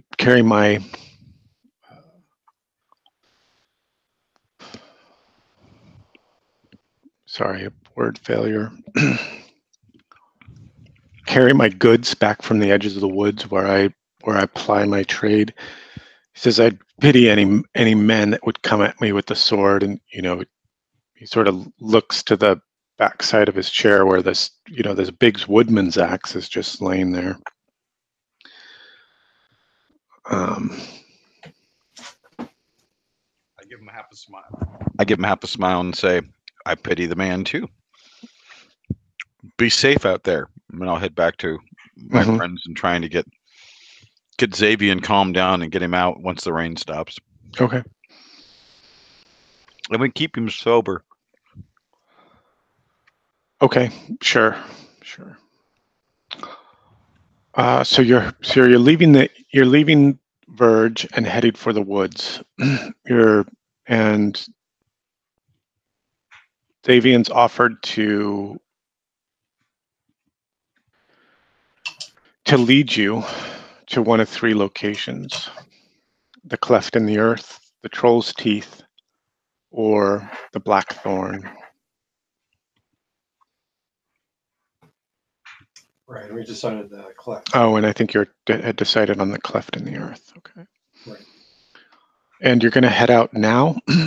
It's supper time. It's maybe another 2 hours of daylight. You certainly could head out now. You could probably even make your way to the cleft in the earth as night's falling.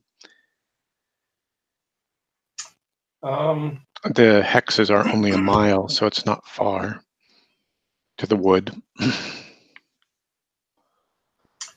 If we can convince Xavier to stay, I'm thinking it would be better to try to come upon it in the day. Certainly earlier day too. He says, "Look, I'll draw you a map." Let's go now. Sorry, He's definitely leaving. When the storm breaks, he's leaving. You think we should head out there tonight, Peter? Sure. All right. We're going to be attacked by all kinds of things regardless. You're a little quiet, Peter.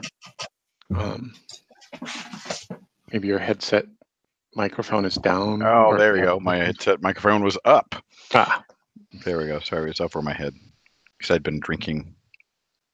So my thought is we're going to get attacked by stuff no matter what. And I'd just not be stumbling around the woods without a guide. He's leaving, so we might as well go with him. We can camp and head into the cleft in the morning, or we can keep an eye on it all night.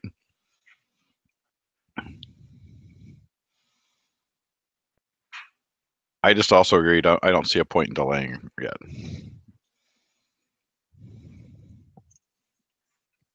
Did I lose you guys? No, I'm here. I think Nils is chatting with Grace, and I was munching on something, so I didn't want to munch in your ear. Well, that's fine. I didn't want to be monopolizing the conversation. Oh no. So you are going to head out. You are going to head out this evening, and maybe even keep watch on the cleft. Yeah, through the night. It sounds like a plan. So let's see. Xavier leads you out. One of you make a perception challenge with 2 Banes.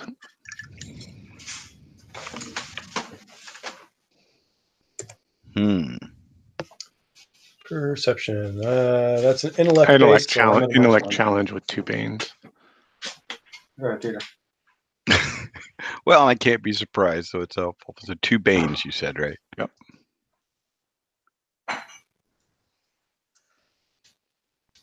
Oh yeah, not even close. The Banes killed it. You can use a fortune point if you'd like to convert it to a success. You don't need to. I'm just letting you know that there are those options. Yeah, well, I don't know what this is, so I'm going to choose. You don't know, so. Yeah. Either way, it'll tell a story. So no, I failed.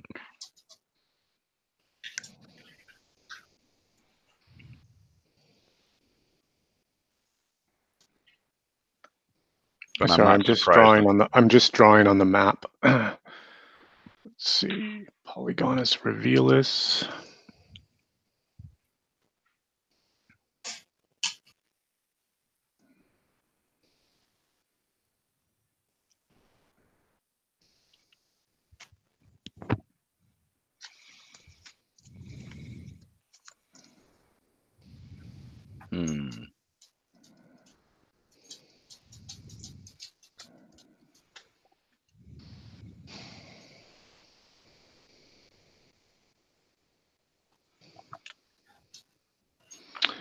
Okay. Xavier leads you into the wood he points out a few landmarks as you're traveling. Says the troll's teeth are off to your northeast, and the blackthorn to the southwest. And he leads you up, just, as it's starting to become full dark, up to the cleft. Let me make a reveal for you. Another reveal.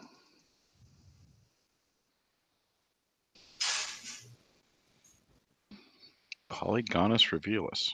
Polygonus revealus.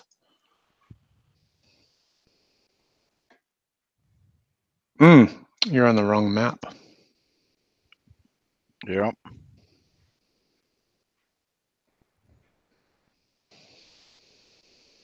There, that's something. Look, we've gone into the woods. Oh, hold on. I'm about to lose everything. My computer's dead. Where's that power cord? Damn it. We'll wait for you if you have to reboot. There we go. Still got 10% power plugged in. Mm-hmm. Way to go, Scotty.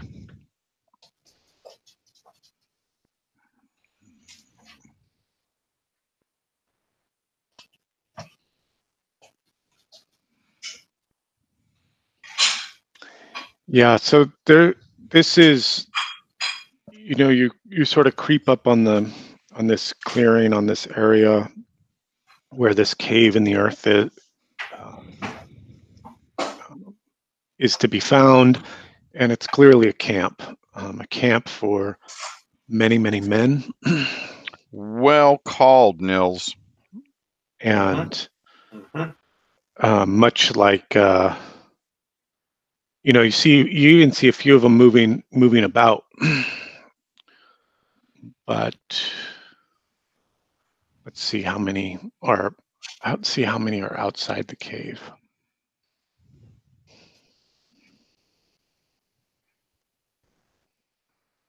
What's happening here? Go away, map. I don't want to look at you.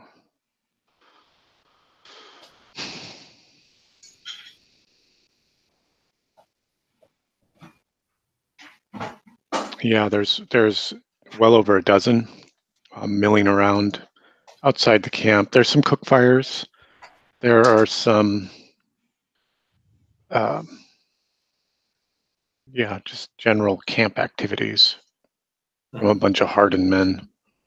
Very much like the Crows, the painting that Peter was remembering. What will you do? Crap. It's like as if folks are settling in for an evening routine. That's kind of the sense that you get. This is not the first time I wish I had some C4. Ooh, Yakufa is kind of like C4. He's got that collapse spell or something. Yeah. That's shockwave. Shockwave. Okay, Gideon. I don't think two of us can take these guys down. What are we going to do? Yeah, I certainly don't think we can. Not through a full assault. Right. Well, you did take down. I will tell you that you did take down 9 earlier at the farmhouse. Though Morgan did help with 3 of those. Yeah, she took 3 out in one shot. Yeah. Or 2 right, and 2 and 2/3. Yeah, 2 and something. And I've already done my one big spell. The chain lightning. Well, it is night, so we could just hide out. I'm good at hiding out. Right.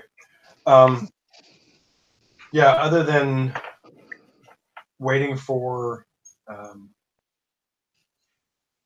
around in game time so that in real time we can get more players to have more characters. Waiting for Morgan to show up.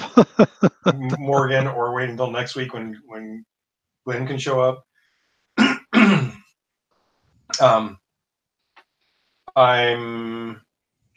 Well, if nothing else, I mean, we know they're out here. We don't have to stay out here. No, but we could also, by keeping an eye on him, we could also guerrilla warfare him, hit and move away.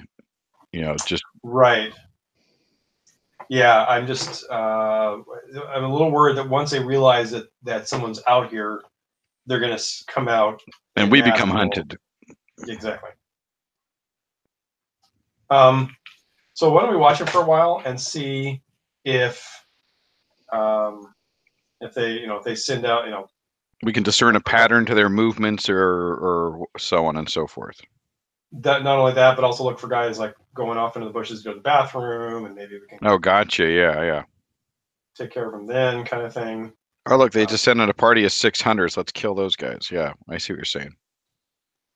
And then that way we can thin them a little bit and get some ideas of their patterns, so that when we do have more forces, we can come back and.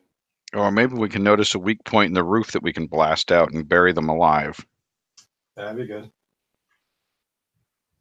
Okay. So the cave itself is like a big, like jagged gash, like more like a very small ravine that goes down into the earth, and it's not like a cave in a mountainside or anything like that.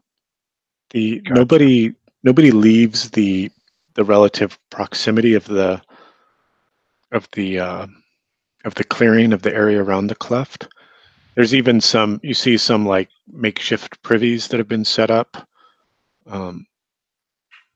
with drainage off into one of the tributaries of that cleft itself. And as the evening wears on, many of the men that had been on the surface kind of retire beneath the earth within the cave. There are a few sentries that are sort of left posted, a few fellows that sort of sit around a smoldering fire still.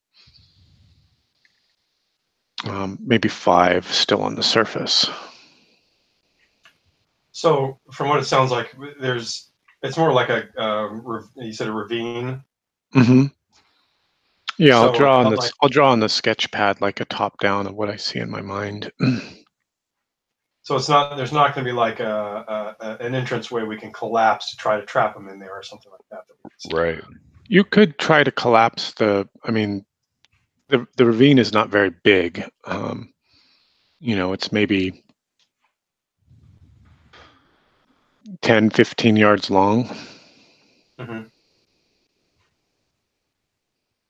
I have you guys back on the scratch pad. Besides, if we wait a little longer, you get your spell back. Right.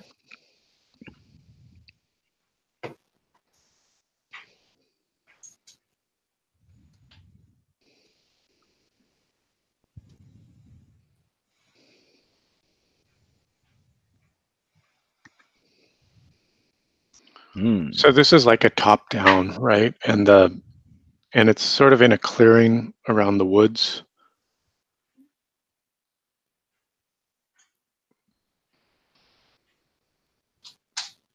And this goes down into, the primary area, which you can see that seems to descend into the night, is like kind of here. I have a question. When he says on number 2, do you think he's talking about an actual player?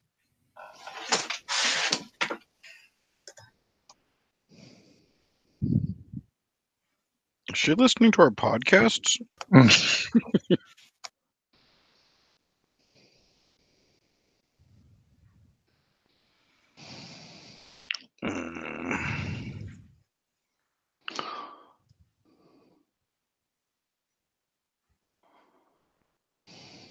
This thing's a little brightly colored in places. Oh, wait a minute. It's an orc vehicle. That's fine. It's supposed to be.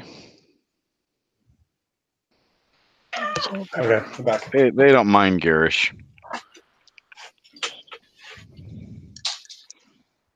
So did he mean player? No, I don't think so. Okay.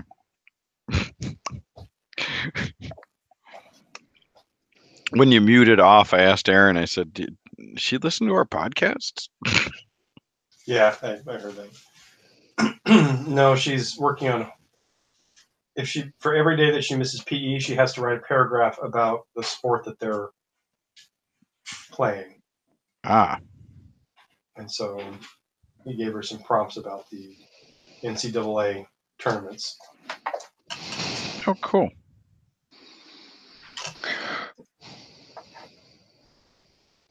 So it's something like this, you can see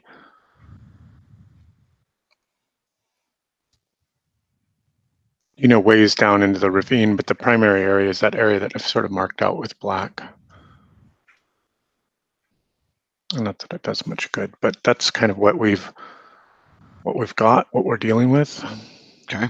When you say the primary area, you mean that's where they have tents or whatever set up? Yeah, this is sort of where they're going in and out of. There is an underground. Yeah, there is an underground. Though like the cook fires are up here on the surface because it probably would get pretty smoky down there. Yeah. Inside the cave, but maybe it's drier down there. Maybe it's a little more defensible down there. Maybe that's why that's been picked as sort of the hideout.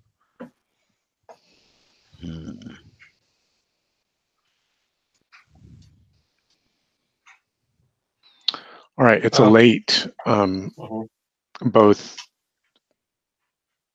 figuratively and literally. And literally. What will you guys do? I think we should take turns resting while they're doing the same. Mm-hmm. Take turns keeping an eye on the place. Mm-hmm. Get our abilities back, or I have mine. I don't have many. I get one translate anything back. So. Mm-hmm.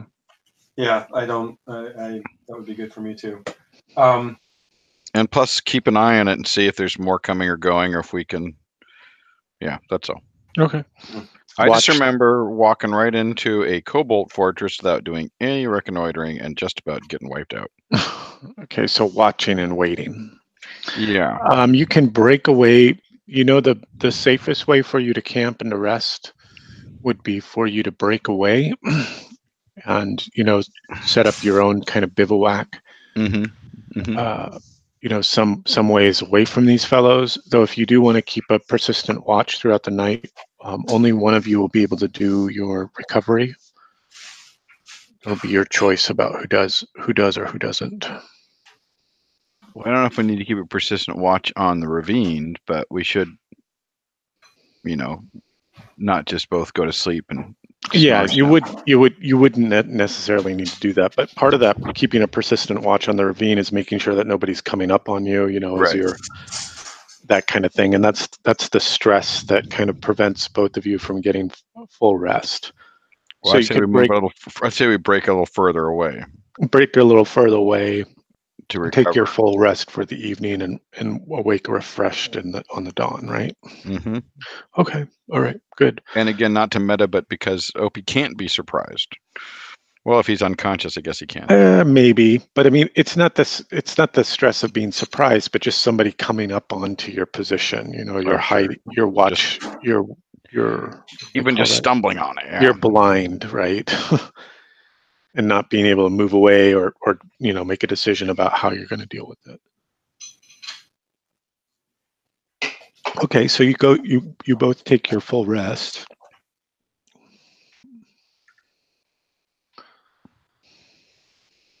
Okay.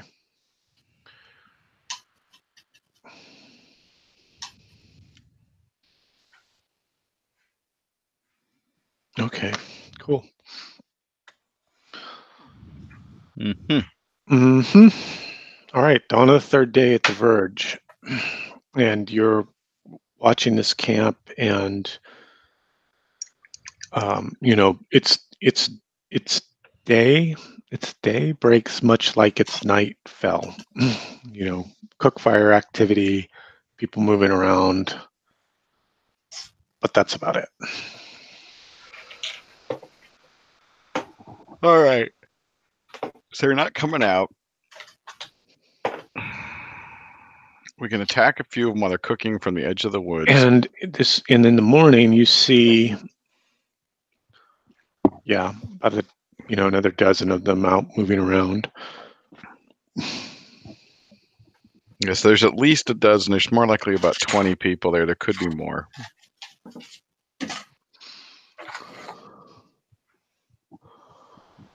I don't know, Nels. Do you think we can kill cooks and then melt back into the woods? And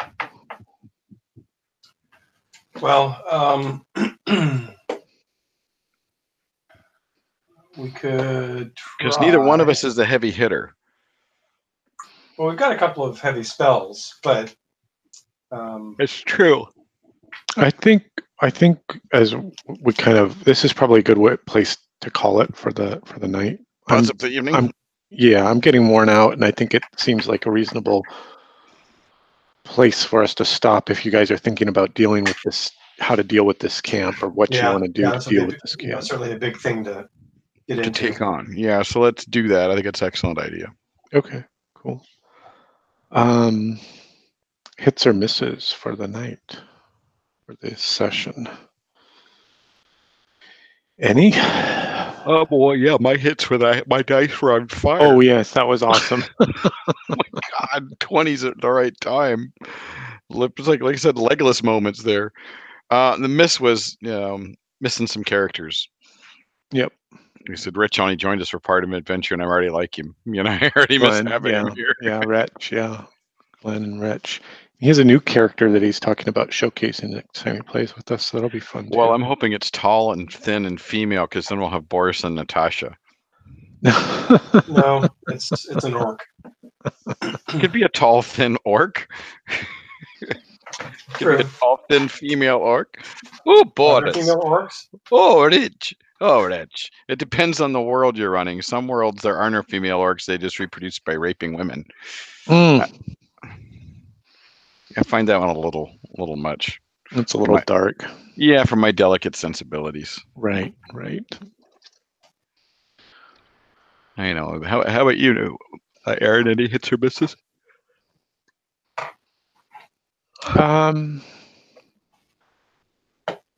Yeah, I kind of like the role playing with the broad brush. I thought that was sort of fun.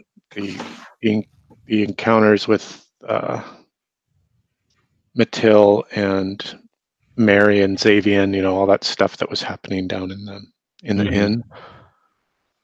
I don't know, how did that feel for you guys in terms of the storytelling? Was it too dry, or was it? Not at all. No, I think it moved at a nice pace, and we didn't have to be initiating every conversation or everything to right, and it doesn't have to be word for word kind of. It can be sort of right. I mean, you could easily dig into that stuff, which we did a little bit with the woodsman, right? It was kind of taking the measure of his character, Yeah, he just comes to town for booze. He doesn't care about the people. Oh yeah, good observation. That's cool. What else? So that was the miss. I don't know. I mean, I think it's interesting to see how things unfold, right? Because I know what the unfolding is and the directions that you guys are taking it, and then just being okay with that, which is fine. Yeah, you know that you know what's going on at the Troll's Teeth and what's going on in the ravine, and right, and at the Blackthorn, and with the whole overarching plot, and then you guys are sort of fitting yourself into it and making decisions about what's important to you, or how you want to, what things you want to pursue, which I think is kind of neat, Because I have a sneaking suspicion there might be human encampments at all three places. Oh, well, they would be pretty close to one another. I mean, the hex is only a mile across. I'm just thinking if you were a force, you'd probably might want to spread yourself out. I don't know. I don't know. Yeah, but would that big of a force be able to? If you wanted to be hidden, you might need to scatter. Right. Huh, very interesting. Yeah. Directions, and I keep waiting to run into this evil child of the druids. Caven, was that his name? Caven, yeah. Niels, anything for you from the session that stood out or fell flat? I think that there's definitely a a noticeable dynamic when there's only 2 players. It's like we both kind of have to be active, which if we're both painting, it's kind of hard. So, Interesting. Yeah. No one can sit back and listen if there's only 2 players. And like chime in and Right. So, and then that I think we kind of got into that. I don't know. What do you want to do? I don't know. What do you want to do? Kind of thing. Well, and also I worry that I'm monopolizing I need my conversation Wi-Fi back on. because I will just sit and talk. I'm halfway through my second one. Okay. So she deserves some Wi-Fi for that. No, she doesn't.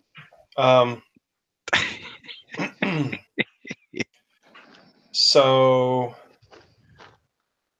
yeah, just painting and being distracted and that kind of thing. But on the other hand, I guess my hit would be painting, because I painted for a while, and I'm trying to finish up those elves you gave me, Aaron, and I was kind of halfway through 5 of them, so I finished those 5 off tonight. Nice. I can't wait to see a photo of them. So that would be my. They're great figures. Yeah. Grenadier wood elves, right? Mm-hmm. Yeah. And I have an elven army in a box, but it's like kind of mostly Ralpartha, Right. So those grenadiers don't really match it very well because they're big and chunky. Mm-hmm. Mm-hmm. Yeah, I picked up a number of them, and actually a couple of citadels too. But it's good, a nice kind of like a dragon rampant size force where, and I've got a mix of wood elves and actually a few sea elves and some high elves, so it's kind of like a good combined arms almost force. Right. Cool. All right, fellas. Well, thanks for that. That was fun. I guess we'll pick it up next week. Yep. Yeah, I plan on it. Cool. Well, I can't wait. I think it will be depending on how things go, it should be the conclusion of this episode next week, one way or another. Oh, I don't like the sound of that. And on that ominous note, dun dun dun. All right, guys, have a good weekend. All right.